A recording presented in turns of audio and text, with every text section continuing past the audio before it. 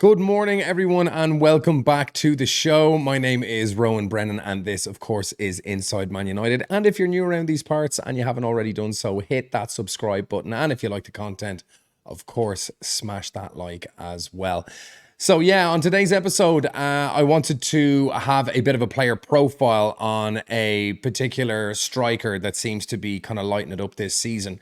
So with United's search for a striker, being quite apparent when the summer transfer window hits, there's always been a little bit of confusion as to the profile of player United should go for. With Højlund now kind of cementing his place as the starting striker despite being so young, it begs the question, what kind of striker are United going to have to buy in the summer? Is it going to be someone who's kind of at the latter stages of their career, who's happy enough to take a back seat, but with enough experience that Højlund can learn off of? Do you want someone else who's also young, but can nip at the heels and provide some competition? But how much competition do you want to provide for a striker you've paid 70 million euro for? So who is it United can go for? I've mentioned names like, obviously, Ivan Toney is out there. I'd love us to get Ollie Watkins, although I think that would be a little bit too difficult. I think Callum Wilson would be a really great addition. Perfect blend of experience. His goals to minutes is actually very, very good. The guy just struggles with a bit of injuries, but if he's taken care of and his game time is limited and used intelligently, I think he could be a really, really strong addition to the squad and someone that Højlund can learn off of. And also there'd be a respect of, two players being at, opposite ends of the spectrum and with regards age and points in their career. I think it could be a very astute signing. However, one name has entered the mix, and his name is Viktor Gyokeres, and currently plying his trade at Sporting Lisbon. So today's episode, we're going to have a little bit of a closer look at the player and what we can expect.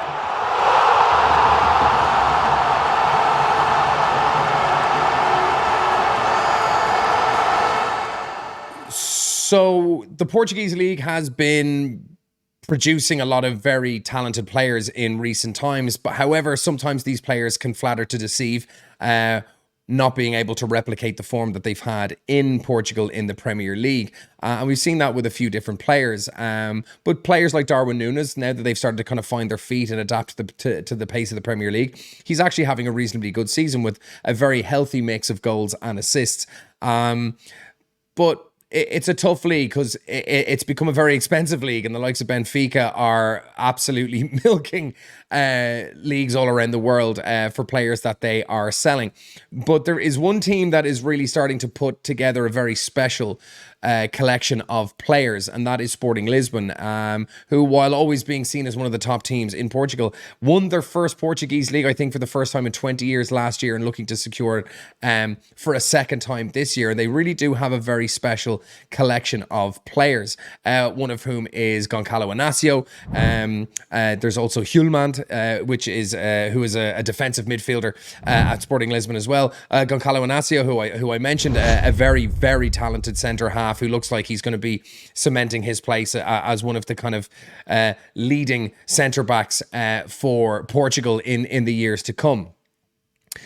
However, recently there has been the emergence of one Viktor Gyokeres. Now, it could be Gyokeres, it could be Gyokeres, but he's Swedish and I'm not too sure how to pronounce his name correctly, so apologies for anyone who knows if I'm butchering that name or not. But this seems to be a very, very special player.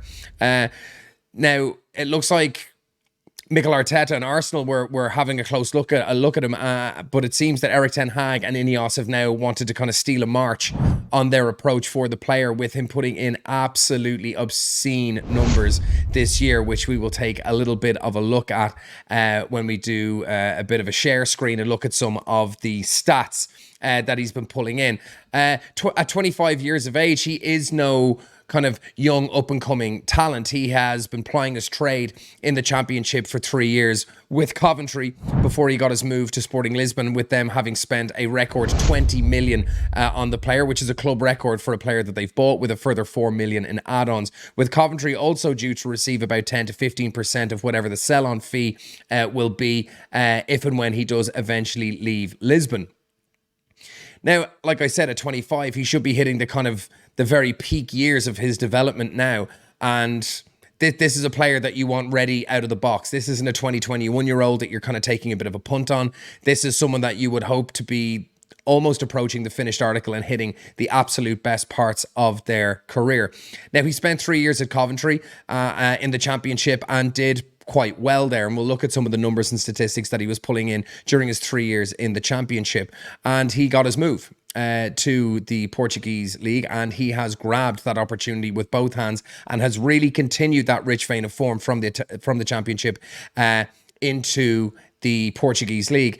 And obviously our great captain, Bruno Fernandes, knows all about this guy from his own history of being at Sporting Lisbon and clearly a club that's near and dear to his heart. And he still has a very good idea of what's going on there and which players are important to be looking at.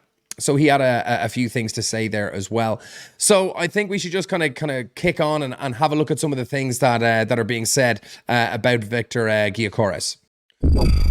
So first and foremost, we're going to go to Football 365, who've actually been quite good with following this story. So first and foremost, United grant Ten Hag's request for swap deal to hijack Arsenal, Arteta's number one transfer target.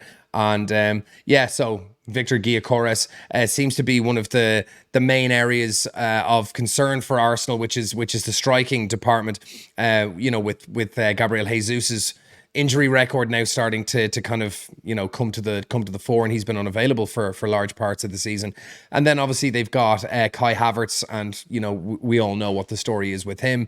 Very inconsistent, and the German import that just doesn't seem to develop any sort of consistent scoring form, or we saw him kind of crash out at Chelsea, and I can't believe what Arsenal paid for him.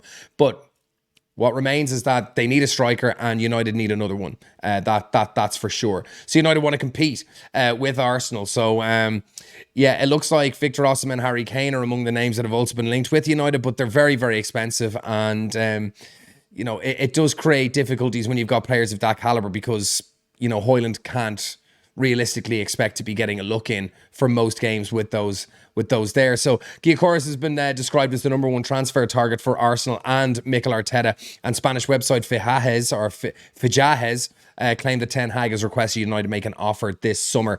He's valued at about 100 million. He's got 22 goals and 10 assists in 24 games. This kid has it all. He's 6'1.5". He's 86 kilos. He's a big boy. He's fit. He's strong, and he is a lethal finisher.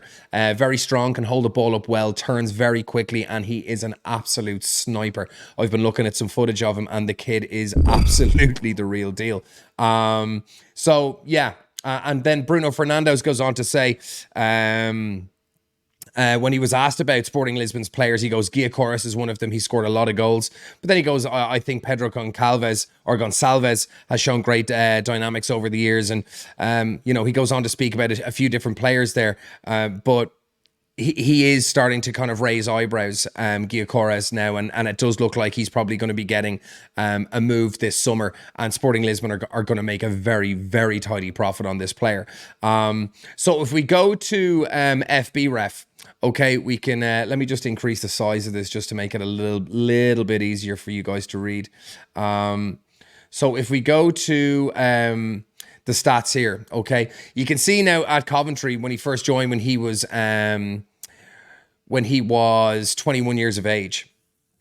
So in 19 matches, he got 3 goals. So he's just kind of starting to find his feet in the Championship. He only got 7 starts, but it was really in the second season. From 45 games, he started 41 and completed almost 40 90-minute games. So he's fit. He can play 90 minutes. He was allowed lead the line for Coventry in the Championship at the age of 22. And boy, did he take his opportunity. 17 goals, 5 assists. So that's 22 goal contributions in 45 games. That's 1 goal contribution every 2. So for a 22-year-old young lad to be able to provide 1 in 2 in terms of goal contributions in a league that is as tough as the Championship, which just because it's below the Premier League, the Championship is stronger than most first divisions in many countries. The Championship is a lethal league, and there's a huge amount of talent there, and it doesn't take much to go from that league into the Premiership.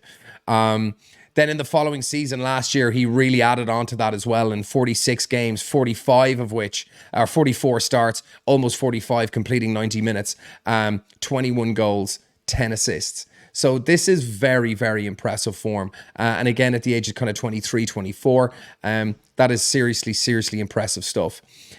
And then he got his move to Portugal, and Sporting Lisbon obviously identified his talent and thought that it was worth them spending a club record fee on him, which is 20 million plus 4 million in add-ons. And again, Coventry are due to get 10 to 15% of whatever the sell-on fee is for him. And this year, he's absolutely lit it up in Portugal. 24 matches, 24 starts, almost 24 90-minute games, 22 goals, 10 assists. This kid is an absolute stud. And at 25, he's absolutely at that right age where I think Højlund can learn from this guy. He's got 4 years on Højlund. And he's been in the Championship. He's played in England before. He knows what English football is about. It's tough, it's fast, it's physical. And he earned his move. He earned a record move to Portugal as a result of his ability to play in England. Now it's time for him to take a step up to the Premier League, and it looks like Sporting Lisbon would be more than happy to accept 85 to 100 million for him after one season. It's a huge profit. It's a 5x profit on what they spent on him. Of course, with Coventry due to receive a fee for that as well. But these are undeniable. And to have such rich scoring statistics and be able to assist as well is super, super impressive. If we go into breaking the lines, there's a really nice breakdown of the type of player he is. You can see here, 6'2". He is, I think, about 86 kilos as well. And his strengths, movement, ball striking, finishing, very strong, good at aerial duels. He's got that perfect frame. I mean, if you're 6'2" and you're between kind of 80 and 85 kilos, you've got the perfect blend of potentially speed, strength, size, fitness, height to be able to hold up the ball, receive the ball from midfield, be a threat at aerial duels, even being able to come back and help out in a defensive manner should the need require. And there's a lot of great information here on him. So yeah, a clinical finisher, great movement, link-up play and physicality, and he has really transformed Sporting's attack. And Sporting have been kind of playing the bridesmaid to Benfica's bride for a number of years, and they have a fine collection of players now, with their manager also being linked to United as well, should Erik ten Hag leave, which I hope doesn't happen. But if we are to get a manager, I would want him. And he has assembled quite an impressive squad, and they're playing excellent football over there in Portugal. And yeah, he's a self-sufficient striker, as they're saying here, capable of creating shooting opportunities for himself by using his strength, getting us back to goal, being able to turn on defenders and get that shot off. I'd encourage you to visit this website. I don't know if I'm actually allowed to play this video footage on this channel, so I'm going to not, but if you see that finish, it's absolutely lethal. Skilled playmaker, and they said here, exemplified by his stats. According to FBref, he's in the top 1% amongst forwards when it comes to assists per 90. Now, I'm just going to go back to FBref and just kind of show you what his stats are. And for any of you who are unfamiliar with FBref, they typically provide the statistics you're about to see here based on the top 5 leagues. Okay, it's not, when it says versus forwards, this is versus forwards in the top 5 leagues. 95th percentile in Europe for non-penalty goals. 99th percentile for assists. 99th percentile for assisted goals or expected assisted goals. 94 percentile for expected goals and assists. 99th percentile for shot creating actions. 84th percentile for passes attempted. He's a striker. And now he is being compared to other forwards, but 84th percentile for passes attempted when you were the top man for passing is outrageous. And a 72% completion rate in your passes as well is quite good when you're that far up the pitch. Progressive carries, so he can dribble with the ball. He likes to be able to take the ball and bring it forward. 99th percentile. Successful take-ons, 99th percentile. Touches in the attacking penalty area, 99th percentile. Progressive passes received, 99th percentile. This kid is an absolute phenom, and he's hitting elite numbers. Albeit it is in the Premier League, the Portuguese league. It's another thing trying to do that in the Premiership or La Liga. But if ever you're going to look for statistics in a player to buy from a league outside either La Liga or the Premier League, Jesus Christ, this kid has it all. And I think it's absolutely essential that United go for a player like this. It's very, very important. And, you know, Højlund does like to come in off the left as well. There's no reason why you can't have Højlund and this guy playing in the same team. It just gives us flexibility and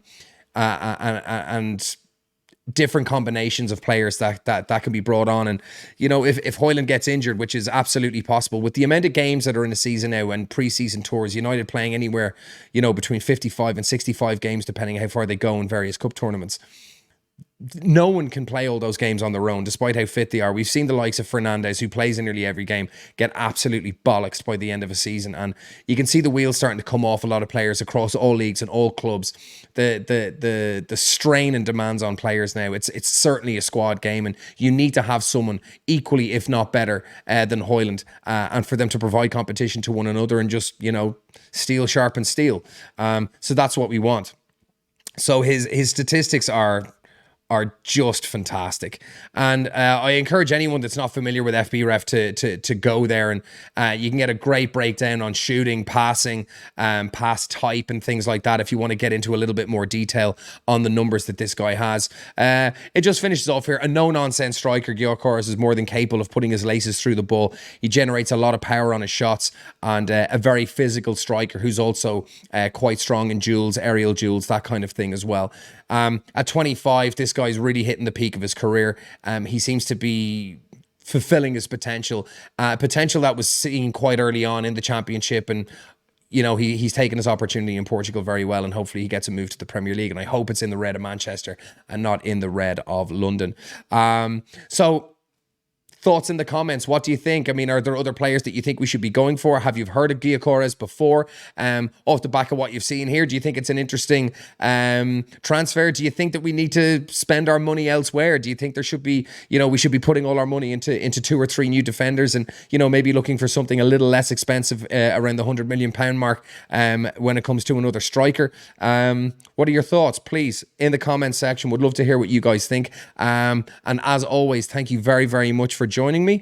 Enjoy the international break in football over the weekend. I know club football gone for another few more days, but as always, I will see you bright and early on Monday morning with more Man United gossip.